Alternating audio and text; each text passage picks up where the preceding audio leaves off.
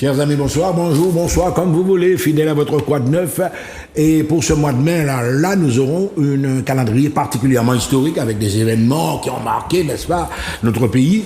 Et puis évidemment, par des opérations, on peut appeler ça une opération, qui sont là pour symboliser certaines dates. Et parmi ces opérations, on retrouve le 23e convoi, réparation, qui...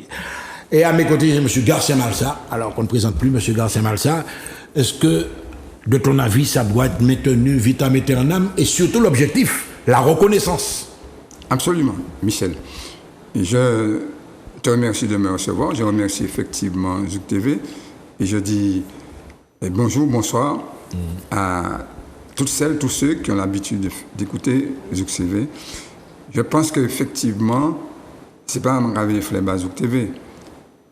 Et c'est une antenne qui évolue de mieux en mieux, qui accueille non seulement des Martiniquais, du monde entier, et justement pour cet événement majeur qu'est le convoi pour réparation, eh bien, nous sommes très très heureux d'être ici.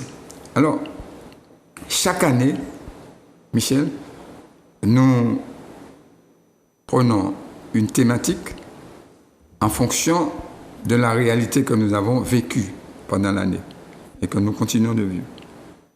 Aujourd'hui, compte tenu de ce qui se passe en Martinique et dans le monde d'une façon générale, nous travaillons beaucoup sur la question de paix. Donc, la thématique majeure du convoi, c'est réparation, c'est fondas, la paix dans l'humanité. Et ça, c'est très important. Fondas la paix. Si on ne reconnaît pas que tous les crimes qui ont été commis depuis que l'homme existe, eh bien, ces crimes-là sont du fait même de l'homme, d'une façon générale, oui. Mais c'est du fait que nous ne nous remettons pas en question pour réparer. Pas seulement demander pardon, mais pour réparer. La question de la réparation englobe pratiquement tout. La réparation spirituelle, la réparation mentale, la réparation du point de vue du respect des uns et des autres. Et chez nous, plus particulièrement, nous avons une tendance à ne pas nous remettre en cause quand il faut faire notre autocritique. Et ça, c'est effectivement, ça relève de ce que nous appelons l'estime de soi. Quand moi, Michel, je te dis que j'ai beaucoup plus d'estime pour toi, ça veut dire que non seulement j'ai beaucoup de respect pour toi, mais quand je débat avec toi, eh bien, j'ai le droit de t'écouter et de, peut-être, à travers ce que tu dis, de me remettre en cause quand il le faut. Et ça, c'est fondamental. L'estime de toi, eh bien, ça fait partie de la question des réparations. Mais, M.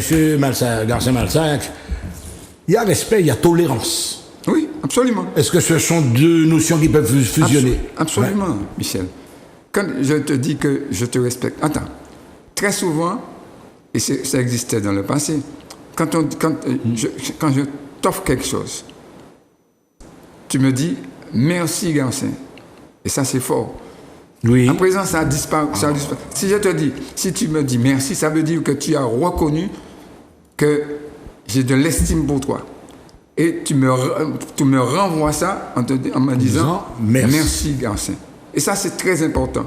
Nous ne savons plus. Pas de moi, hein? Non. Et nous ne savons plus faire ça. Et ça, c'est dramatique. C'est dramatique.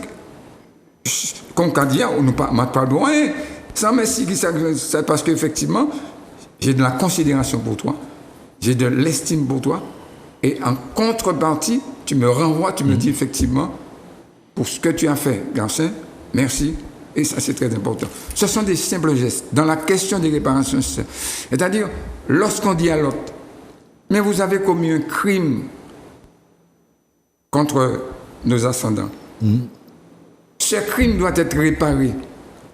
Cela ne veut pas dire qu'effectivement, on part dans la vengeance contre l'autre.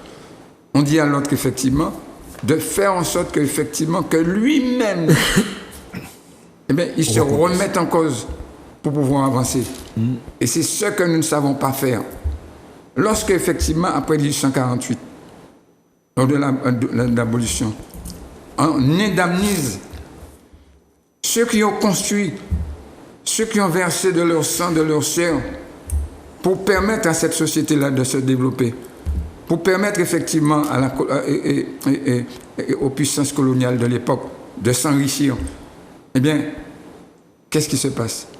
Eh bien, c'est dramatique, parce que tout simplement, on va indemniser les esclavagistes, et puis effectivement, on va lâcher dans la nature nos ancêtres sans leur rendre quoi que ce soit.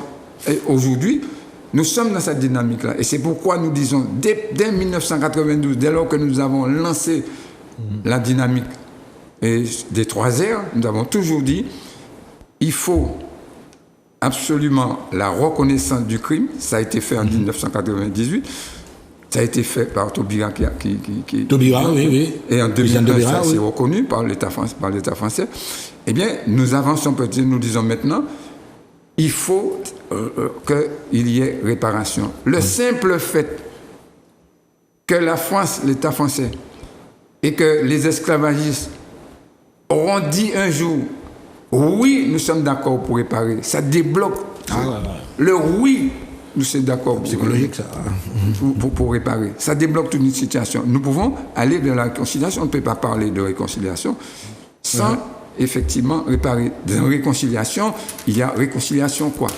Pour qu'il y ait réconciliation, il a fallu au départ conciliation. Or, il n'y a jamais eu conciliation. Je lis justement sur le document que j'ai sous les yeux, la réparation est la forme la plus aboutie de la justice. Elle seule nous permettra d'entrer dans une ère nouvelle de paix. Et comme tu disais à l'instant, c'est à partir de ce moment-là qu'il y aura, je ne vais pas dire une planification, mais un apaisement. Un apaisement. Ouais. Un apaisement. Merci, Michel. Et ça, c'est très important. C'est cette dynamique dans cette dynamique que nous avançons. Et nous voulons faire comprendre aux jeunes, aux enfants, aux parents, aujourd'hui, lorsque nous parlons de réparation, ce n'est pas une question d'argent seulement. Oui, il faut effectivement... Et financer parce qu'on a détruit. Mais ce n'est pas ça seulement. Et comme je disais tout à l'heure, c'est une question effectivement de justice. De reconnaissance sociale, morale, d'éthique, de valeur. Ça, c'est très important. Donc, c'est pourquoi effectivement, nous n'allons pas cesser de marcher tant qu'effectivement que cette question de réparation ne sera pas réglée. Nous avons, au niveau du MIR, opéré du point de vue de ce qu'on appelle du droit, puisque nous avons des avocats très compétents qui se battent depuis 2005. Nous avons porté plainte contre l'État français et nous avançons, nous allons épuiser tout ce qu'il faut. Nous irons aussi à la Commission des libertés et des droits de l'homme à l'ONU. Nous avons déjà engagé le processus. Nous irons jusqu'au bout parce qu'effectivement, c'est un combat long. Alors justement, Garcia Malta, je vois par exemple du 7 au 22 mai, sorti 100 ans, Sainte-Anne, Rivière Bréchet. Alors, il cadeau que ce convoi est dédié au drapeau martiniquais à travers ses parrains, le combat du non-lieu dans l'affaire du chlordécone. Effectivement, à travers un contexte, à travers les derniers mois qui ont été difficiles, vous associez 2 gros dossiers, l'affaire du chlordécone, absolument, etc. Absolument. Quand nous parlons de paix, eh bien, quand tu regardes bien, Michel, quand nous regardons, quand nous observons autour de nous, on sait que, par exemple, quand on parle de cette histoire de chlordécone, on sait qu'effectivement, qui est responsable. L'État lui-même dit qu'il est responsable. Et effectivement, il s'organise, l'État, pour qu'au niveau de la justice, qu'on dise qu'il y a non-lieu. Ça veut dire, mettez là, classé, dossier classé. Rien à voir circulé. Rien à voir circulé. Demain, il va faire la même chose pour la question des sargasses, et on y reviendra dans une prochaine émission. Donc, c'est intolérable. Donc, il ne peut pas y avoir de paix si, effectivement, de ce point de vue-là, eh bien, les peuples de Martinique et de Guadeloupe ne seront pas reconnus par l'État français comme des peuples qui ont été victimes dans l'affaire du chlordécone, par ceux qui ont effectivement autorisé le chlordécone dans les bananeraies et qui continuent effectivement de le faire. Donc effectivement, c'est un gros combat. Et puis effectivement, nous avons dans ce convoi, nous allons rendre hommage à des gens qui ont dans le même temps, par leur capacité d'apaiser, par leur capacité de tolérer l'autre, et qui ont fait un travail depuis très longtemps pour hisser le drapeau rouge, vert, noir, et dont les couleurs sont des couleurs de paix, justement, des couleurs de paix. Eh bien, je vais parler de Yves-Marie Séraline. Il y a beaucoup. L'homme et j'ai parlé de Wilfrid Fontaine. Fontaine qui écrit, un professeur de philo, je connais très bien. Absolument, qui a écrit pour les artistes, qui passe son temps à faire de la formation pour les jeunes. Yves-Marie Séraline n'en parle même pas, qui a battu tous les pavés. Quand je dis battre tous les pavés, il t'a fait à pied. Non, mais je connais très bien. Et ce sont des hommes, pourtant, mesdames et messieurs, très discrets. Hein. Absolument. C'est des bouquins là, avec des bagaillots. Ouais. Donc, effectivement, il faut parler d'eux. Il faut parler d'eux. Et nous sommes, et tout au long du convoi, nous allons faire en sorte qu'effectivement, à chaque départ, eh bien, qu'il y ait un son du tambour. Le tambour va frapper très, très fort. Va nous rappeler, effectivement, le tambour de la libération. Le tambour qui va nous rappeler, qui va nous faire effectivement nous rappeler nous-mêmes, et nous renvoyer effectivement à l'Afrique, le berceau de l'humanité. Et ça, c'est très important parce que nous sommes aussi des panafricanistes. Être panafricaniste, c'est chercher à vivre en convivialité, chercher effectivement à apaiser, chercher à faire en sorte que de plus en plus, nous trouvions dans une dynamique de paix. Mais ce que tu disais là, Garcien, c'est quand même très important parce que j'ai l'impression des fois qu'il y a un amalgame qui se fait. Le panafricanisme, c'est pas une mode. Bon, absolument. Justement, insiste là-dessus, c'est pas une manière de... C'est pas Black Panther, c'est pas... Non, ça n'a rien à voir. Ouais. Le panafricanisme, c'est effectivement, c'est premièrement une philosophie. Ah ben oui. Hein. Une philosophie qui nous permet de voir d'une façon globale et l'être humain dans toutes ses dimensions. Sa dimension spirituelle, sa dimension morale, sa dimension sociale, sa dimension économique et, j'allais même dire, sa dimension dans le cosmos. Et c'est ça qu'il faut. Cosmique. Dans la dimension cosmique, ça veut dire qu'il doit respecter les trois éléments fondamentaux, les éléments,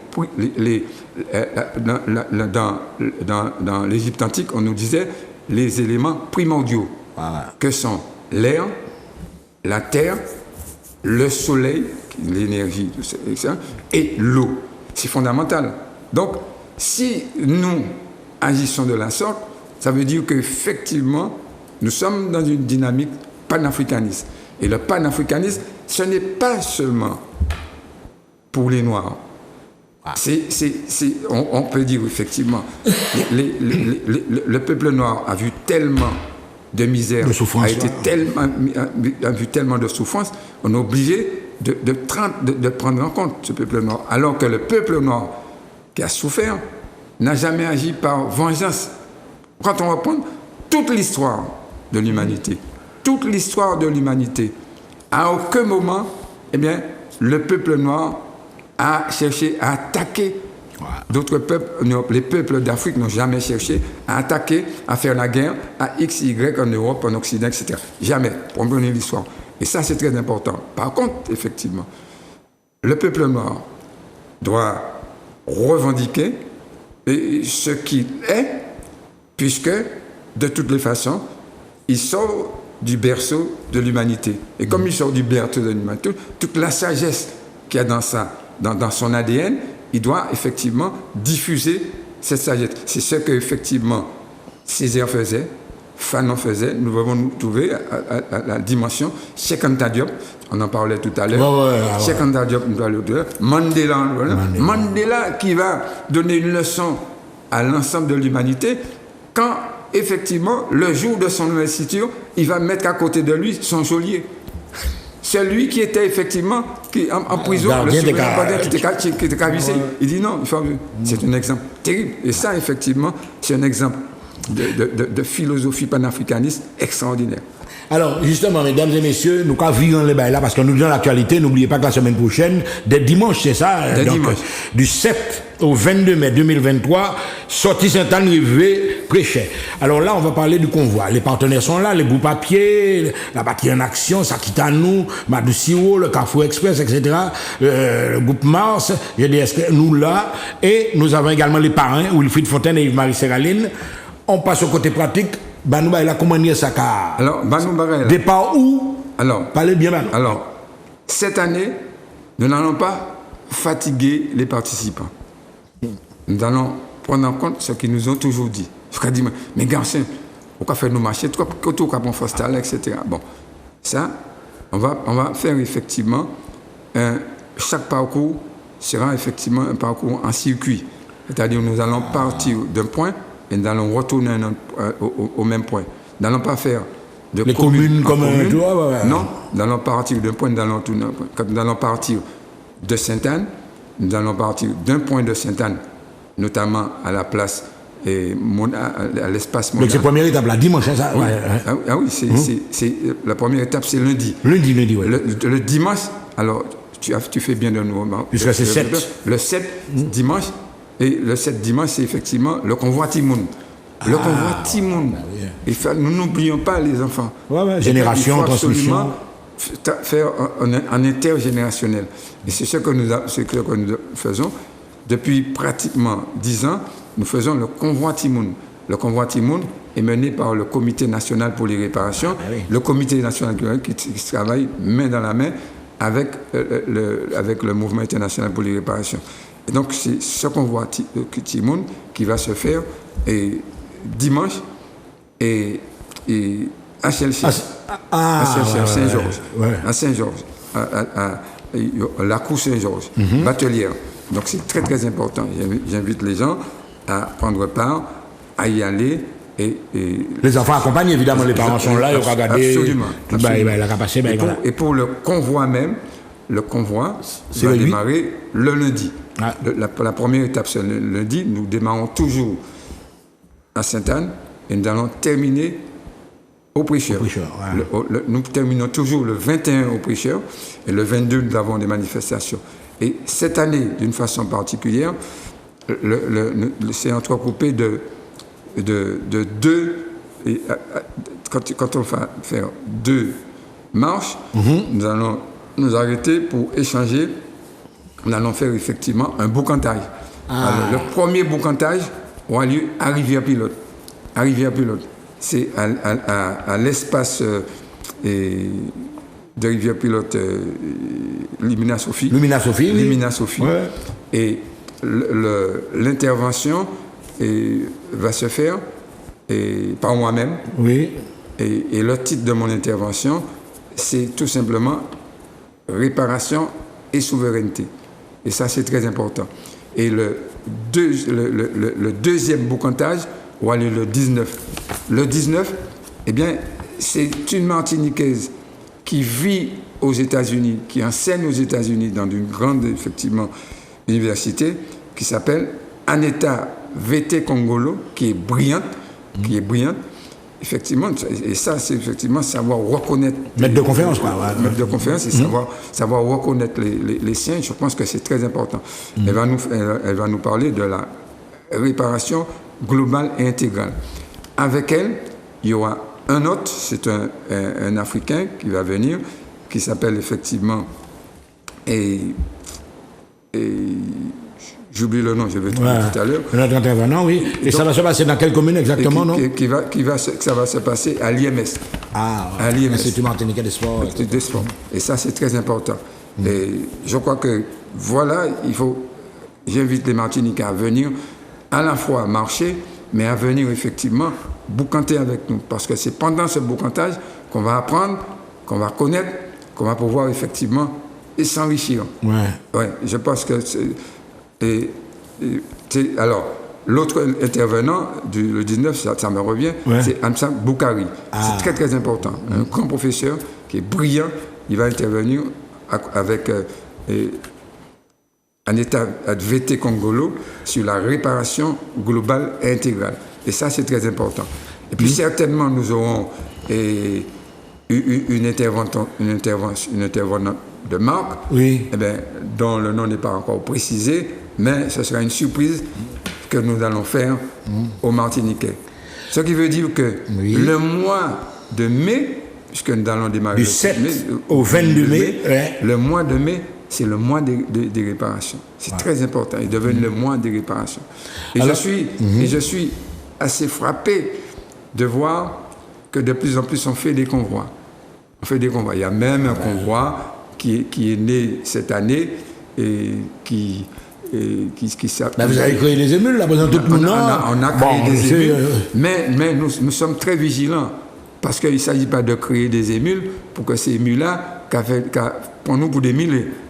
Pas pour nous pour des milliers. Tu es en Martinique, c'est la petite guerre, concurrence. Dans 5 cafés, nous, ça fait aussi. Ça fait aussi. Donc, effectivement, il faut absolument faire en sorte que les choses aillent jusqu'au bout et gardent le cap de la trilogie que nous avons mise en place. Reconnaissance, réparation, réconciliation. Il ne peut pas y avoir réconciliation tant qu'il n'y a pas de réparation. Voilà, donc dans ça, nous allons quand même, il y a des détails pratiques. Les adultes, il y a une petite participation pour le bus, etc. On ne va pas peut-être les citer. Alors, il y a des points d'information que vous avez. Est-ce qu'il y a un téléphone où on peut vous joindre? Oui. Alors, bien sûr, on va pouvoir joindre les organisateurs. Les organisateurs. Moi-même, je suis organisateur. Bon, évidemment. Je suis pas tellement accro au téléphone, mais ma rabat est téléphone. Donne un numéro bien. 91 91 92.